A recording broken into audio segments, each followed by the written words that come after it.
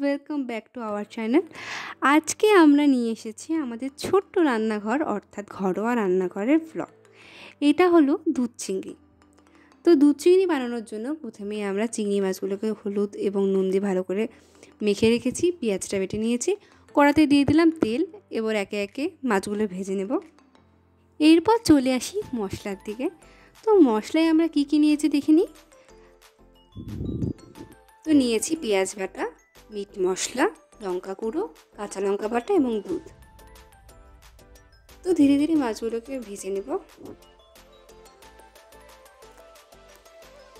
তো কড়াতে দিয়ে দিলাম আর একটু তেল এবং চিনি দিয়ে দেবো। চিনি দিয়ে দেওয়ার একটাই কারণ, যখন আমরা চিনি ইউজ করি তেলে, তখন যেই রান্নাটা আমরা করছি সেটা ন্যাচারালি একটা সুন্দর কালার আসে, কোনোরকম কোনো এক্সট্রা লঙ্কার গুঁড়ো বা কাশ্মীরি লঙ্কার গুঁড়ো ছাড়াই।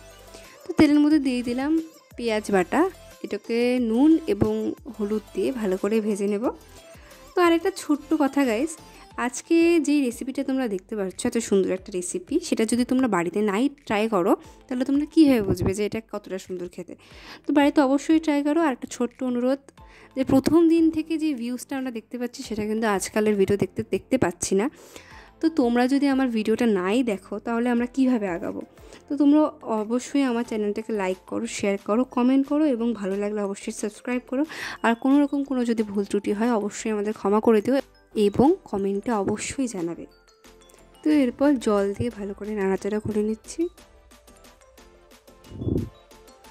এরপর দিয়ে দিলাম আমাদের মেন ইনগ্রেডিয়েন্ট দুধ। তো দুধটা দেওয়ার পরে ভালো করে নাড়াচাড়া করে নিচ্ছি।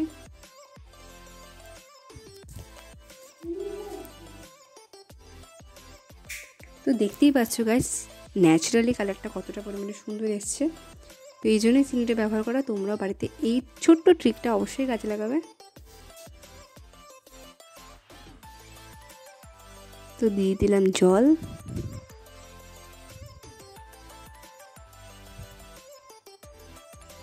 হালকা একটু দুধ অ্যাড করে দিলাম। ভালো করে ফুটিয়ে চিংড়ি মাছগুলোকে দিয়ে দিচ্ছি এবং ভালো করে নেড়ে চেড়ে নিচ্ছি। তো এবার প্লেটে সার্ভ করে নেব। তো দেখতেই পাচ্ছ গাইস কতটা টেম্পটিং লাগছে। তোমরা বাড়িতে না ট্রাই করলে কখনোই বুঝতে পারবে না। তো আজকে একটা ছোট্ট জিনিস, শ্রদ্ধেয়া আশা ভোসলেজির গানের একটি কলি, আসবো আরেক দিন, আজ যাই, টাটা।